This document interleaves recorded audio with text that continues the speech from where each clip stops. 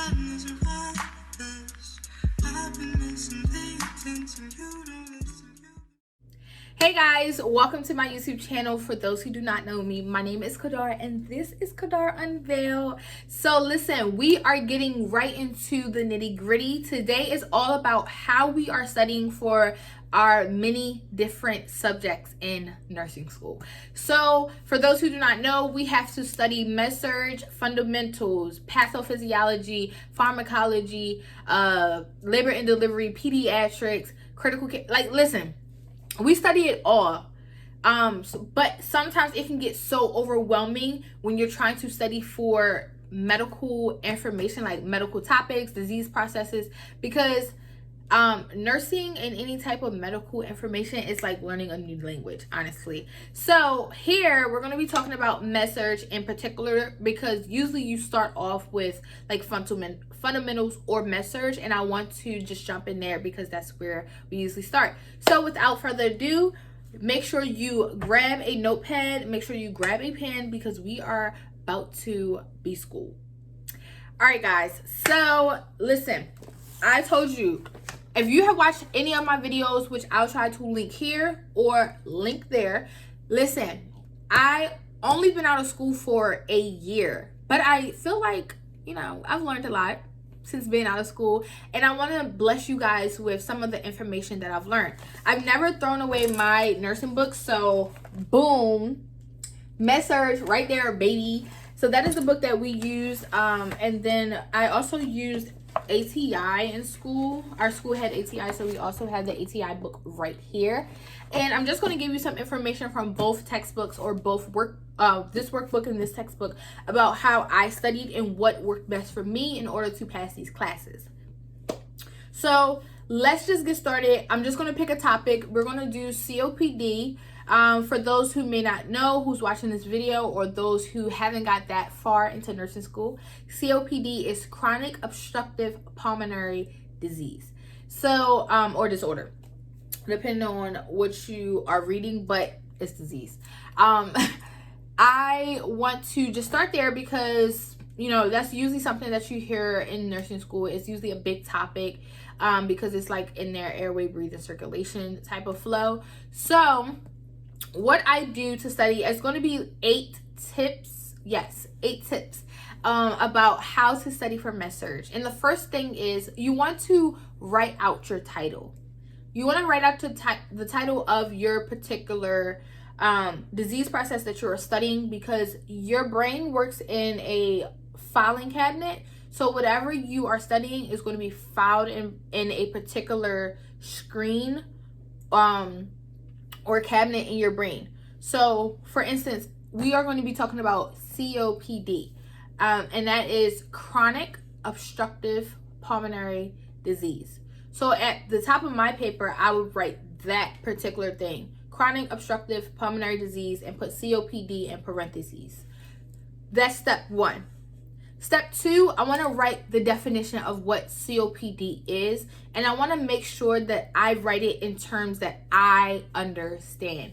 Do not write things down that you do not understand or you do not know how to break down yourself, because that means you're just copying it.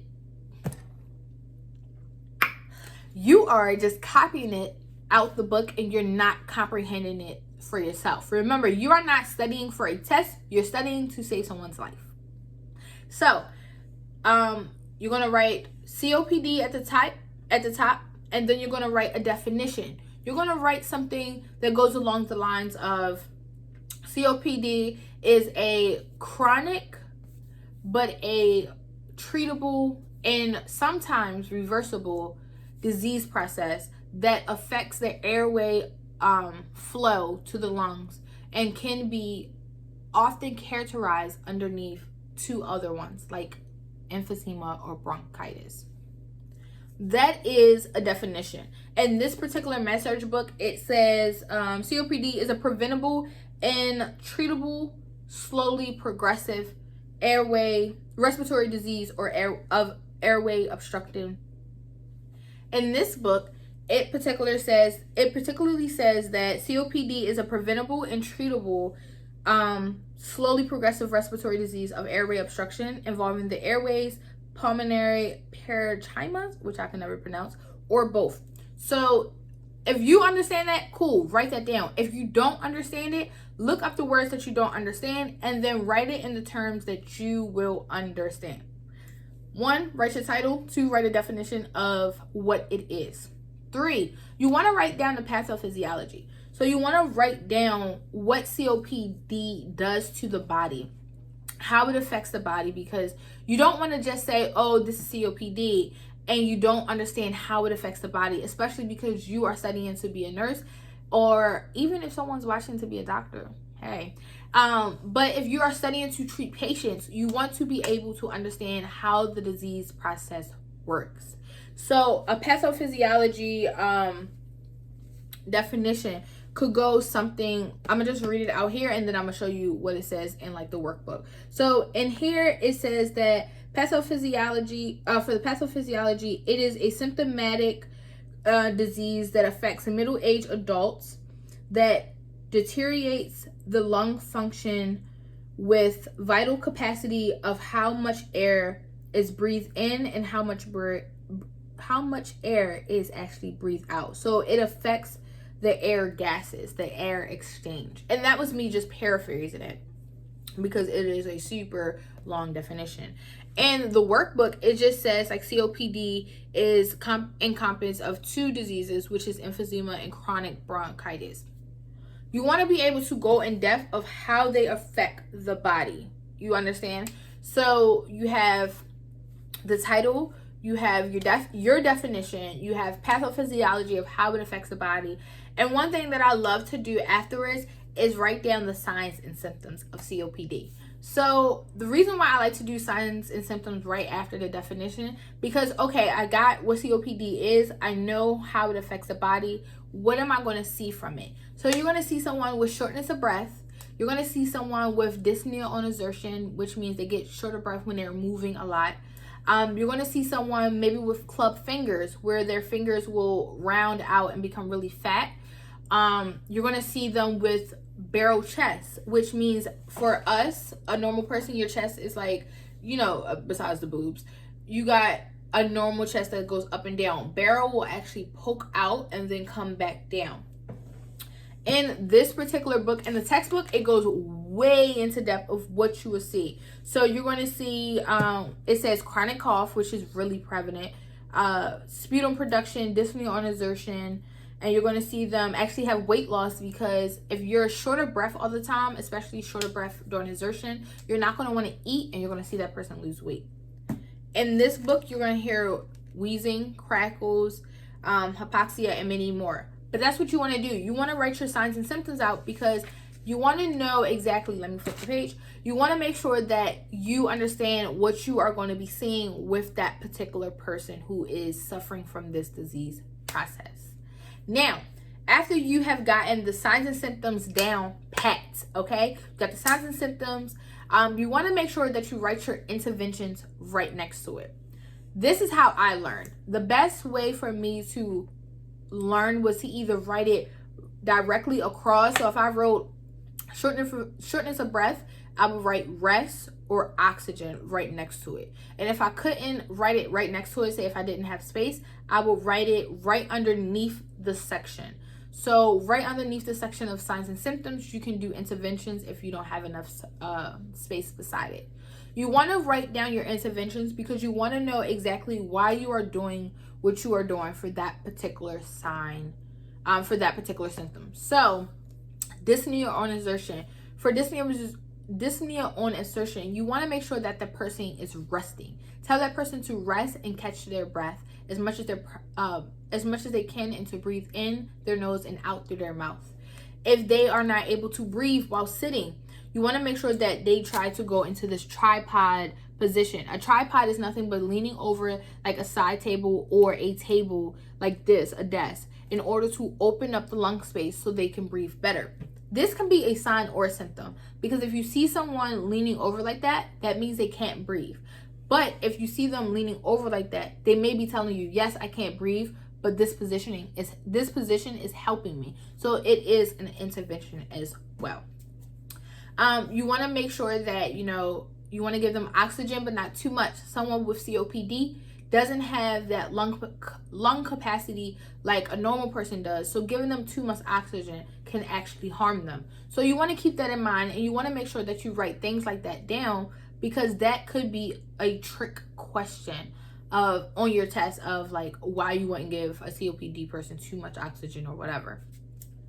After your signs and so you got your title, you got your signs and symptoms, you got your title, you got your definitions, your pathophysiology, your signs and symptoms, your interventions.